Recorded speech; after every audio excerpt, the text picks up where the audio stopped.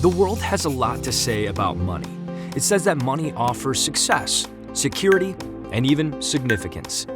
It says that we'll feel better if we just have a little bit more. But when we look around, do people with more really seem happier? Or better yet, let's look at ourselves. We are the wealthiest nation in the world. Even those at the poverty line in America have more than 85% of the rest of the world. If this is true, why do we have so much financial fear and discontentment? When it comes to money, we will never experience true, lasting contentment until we answer two questions. First, who owns the money? And second, how much is enough? It turns out that the Bible also has a lot to say about money and provides clear, simple answers to these questions. First, it says that God owns it all.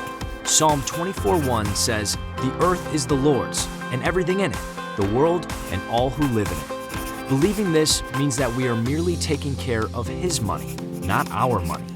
We call this stewardship. Our focus changes from what do I want to do with my money to what does God want me to do with His money.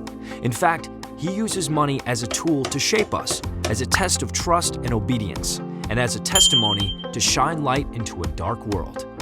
Answering the second big question, how much is enough, is a journey leading to true contentment. You see, we all have a finite financial pie of a certain size.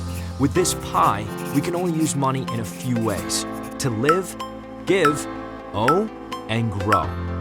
Before using any money, we should all heed the words of Hebrews 13:5 by being content with what we have. We must choose contentment. Next, we interact with God, who owns the whole pie, to decide how much is enough for each wedge.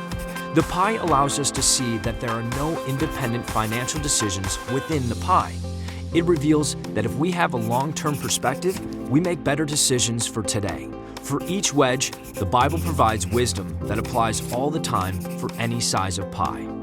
Spend less than you earn because every financial success depends on it. Give generously because giving breaks the power money has over our lives. Avoid debt because debt always mortgages the future. Pay taxes with gratitude because they are symptomatic of God's provision. Plan for financial margin because the unexpected will happen.